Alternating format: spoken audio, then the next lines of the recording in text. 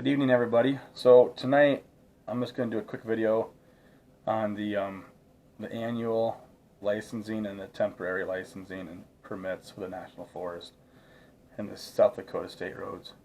So basically the way it works in South Dakota is on the ATV and the UTV side, as long as your vehicle is what they consider street legal, which what that includes is having an affidavit they have to fill out, which is basically this right here.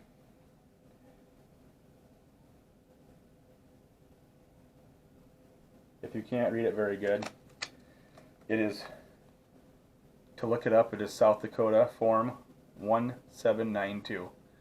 And basically you would attach this to the title and registration application if you wanted to title a vehicle on the annual side in South Dakota for a year long. And then the other one is, this is an off-road affidavit for temporary. So you'd have like your temporary application, then you'd have this affidavit filled out. So these are all of the things that include rear view mirror, horn, exhaust and muffler, headlights, license plate light, parking, tail and stop lights, and then it has a minimum of 200 cc for four-wheelers and a minimum of 120 cc for two-wheelers. Now, with the temporary permits, a lot of people are asking, if we have a temp and we don't have a full license plate, how do we have a license plate light? So basically, from what I'm understanding with talking to the National Forest on the phone this past week, is that they just want it to be in a visible location. So more than likely, if you have a window, have it in one of the corners or have it on the side of your machine. Obviously, it's not really a sticker, or if it is a sticker, I've never had one, so I guess those who have had one would be able to help you out more than I would. But assuming it's not a sticker, it's just a piece of paper, I'd probably definitely put it somewhere on the inside. And if you get pulled over, you get messed with, put it in the glove box, then take it out. So on the National Forest side, on the Black Hills National Forest side of permits, it's going to be the easiest one. So no matter what you have for a license, whether it's annual or if it's temporary for state, county, and public roads, not interstate. But other than that, outside of that, when it comes to the National Forest, everybody has to have the $25 for the trail system.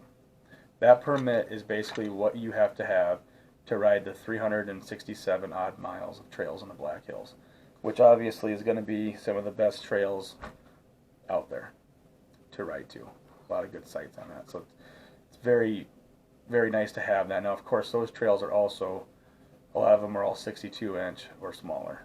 So you just got to be really careful on which ones you can go on and stuff. And as far as width goes, you know, I know that a lot of people are saying that they're going to enforce it.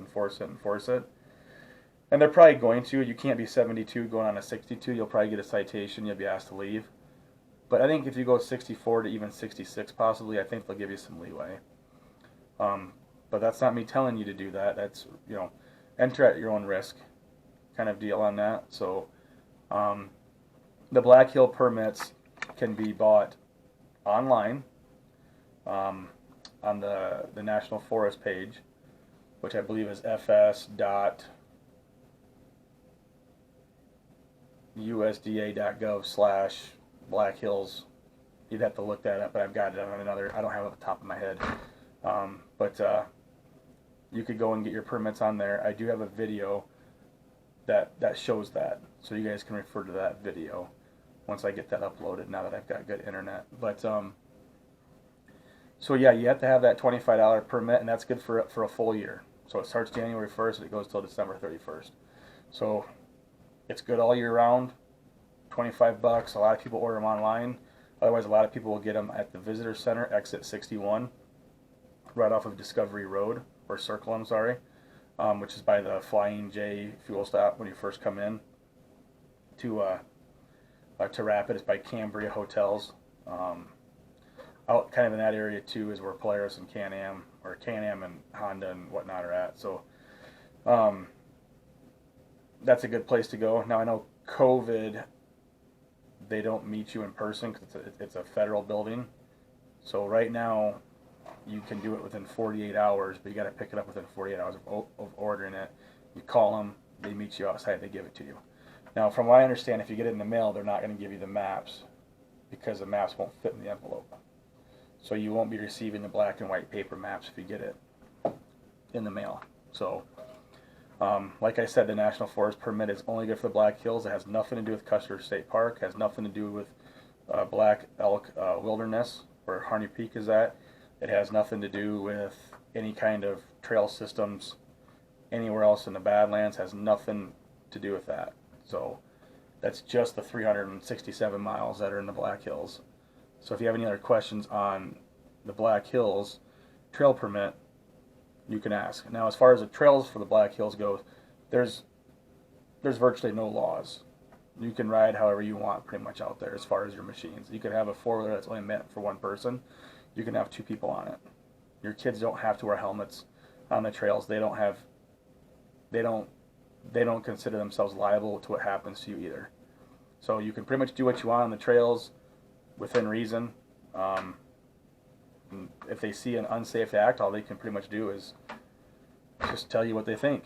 Obviously, if you're tearing stuff up, that would be a good enough reason to result in some kind of citation or fine. But other than that, you can pretty much ride how you want on there. I mean, within reason. Make it smart, make it safe. So basically, the licensing part for riding on the roads, that always comes up a lot too. So there's two ways to do it. There's your annual, which is basically good for the whole year, which is what we have in all of our machines. And then you have your temporary. Temporary is for 5 to 15 days of riding. It is $1 per day. So it's going to be as cheap as $5. And it's going to be as expensive as $15. There is a, I believe, $2 fee per temp permit that they have to ship out or something like that as a fee. So basically it's good for 5 to 15 days, and you have a 30-day window. So after you order it and they process it, I believe you have 30 days to use it. So you got to be very careful on that temp. That's why a lot of people try to just register their machine for like $41 a year. My ATV is $46 and my side-by-sides are $41 a piece. But that gives you a South Dakota license plate. You can ride anywhere.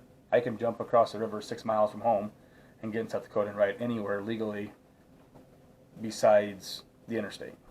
So sometimes it's better just to have the annual one, but a lot of you guys that are coming from far away, you might only come out once a year, so then the temp would make more sense, and I understand that. So on the temp side, like we said, we have that affidavit. So you have your application you got to fill out. The affidavit is a form number 1015, so you can Google that, South Dakota, Black Hills National Forest. Well, actually just Google South Dakota, form 1015. And then, yeah, that would be your off-road affidavit, and then you just have that's pretty much all you need for your off-road for temporary.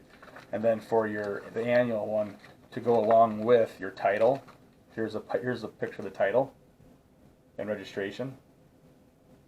That's what you'd have to fill out to get your machine properly titled and registered in South Dakota. That is form SD0858. So what would go with that is the form SD1792, which is your affidavit, which the affidavit for annual licensing and temporary licensing are the exact same as far as headlights, horn, brakes, number of cc, mirrors, all that good stuff. Those affidavits are all the same. The only real difference is, are you doing temporary or are you doing annual? So with the annual permit and even the temp, as long as you have the affidavits correct and everything functions right, you can ride anywhere in South Dakota except for interstate, private areas, and then probably anything that says no travel is advised. I mean, obviously you could still go down that road, but there's a reason why they tell you no travel is advised. So the temporary, you can do the same thing as the annual. It's just you have a 5 to 15 days to do it. So that's kind of the bare minimum on licensing. When you go out to the Badlands, to the 3 different parks out there, None of those require any kind of permits at all. Those are just you come and ride kind of deal and you leave. So there's no permits for any of that stuff. So that's pretty much how that works. When you're going from South Dakota into Wyoming, like a lot of people do when they want to go to Cement Ridge, because it's on an FSR, a Forest Service road, if you have the proper affidavits for riding legal, you don't need to have any kind of separate permits for Wyoming itself. Now, if you want to go on trails that are considered trails in Wyoming, then you got to have a permit for Wyoming. So those are things to look into, things to think about. Don't really think I'm missing anything. So if anybody has any questions on how that stuff works, it's pretty easy. Just reach out to me, ask any questions. I will drop this video on our Buffalo Ridge page. I'll put it in the albums under ATV, UTV motorcycles, and then I'll also upload it to my Twisted Metal Power Sports website or account on YouTube. So you guys can see it. You guys can go to YouTube and watch it as many times as you want, because I know stuff gets lost sometimes on Facebook with all the new posts. Otherwise, it will be in the ATV UTV album. And if anybody wants to add anything to this video, just do it in the comment section if there's something I miss. Real quickly, Custer State Park, you can ride out in Custer State Park. You can. Those are all state roads and public roads out there, so you can ride that. I know a lot of people think you can't, but you can. You can definitely ride those. Basically, when you're on the Black Hills, you can ride anywhere except for Interstate 90. Literally. So, take that advantage. Needles Highway out in CSP is great. The Wildlife Loop Road is to die for. So, it's a very good place out there. So, it's a lot better to be on your machine going through Needles Highway than your car, me personally. The Badlands, kind of the same thing. If you can ride out in the Badlands on your vehicle, on your machine instead of your vehicle, that would be awesome. So it's about 40 minutes, 40 to 60 minutes, 45 miles or so, 50 miles from Rapid to the east on 90, and about 10 miles south. So from Interior or Wall, you can go there either way. Other than that, I hope this answers a lot of questions. But if it doesn't, feel free to reach out. If I miss something, I guarantee I have the answer, or I will find it within 24 hours. That much I promise you. Take care, guys. Good night.